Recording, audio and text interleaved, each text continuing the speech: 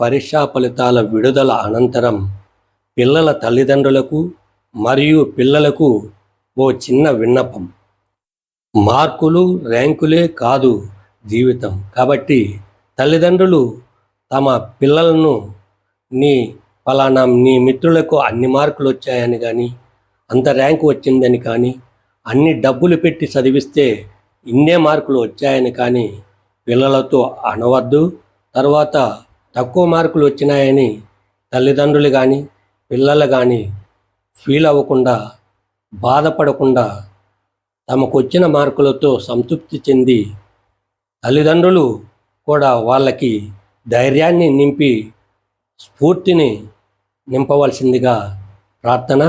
అదేవిధంగా పిల్లలు కూడా తనకు తక్కువ మార్కులు వచ్చాయని ఇతరులతో పోల్చుకొని బాధపడి ఎటువంటి అఘాయిత్యాలకు పాల్పడకుండా ధైర్యంగా స్ఫూర్తితో ముందుకు వెళ్ళి రాబోయే తరగతుల్లో మంచి మార్కులు తెచ్చుకొని తర్వాత మంచి గొప్ప వ్యక్తులుగా మారవచ్చు. ఎంతో జీవితం ఉంటుంది కాబట్టి ఎవరిలో ఎంత టాలెంట్ ఉందో మనం చెప్పలేము. తక్కువ మార్కులు వచ్చిన వాళ్ళే గొప్పవాళ్ళు కావచ్చు. అందుకోసం తల్లిదండ్రులు తమ పిల్లల్ని ఇతర పిల్లలతో పోల్చవద్దు, తక్కువ చేసి మాట్లాడవద్దు, మార్కులు తక్కువ వచ్చినాయని నిందించవద్దు. దయచేసి ఈ విన్నపాన్ని పాటించవలసిందిగా ప్రార్థిస్తున్నాను.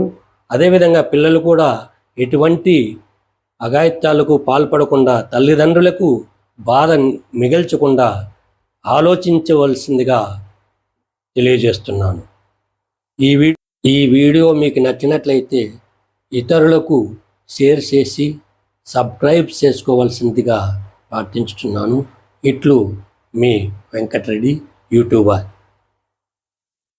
నమస్కారం, ధన్యవాదములు.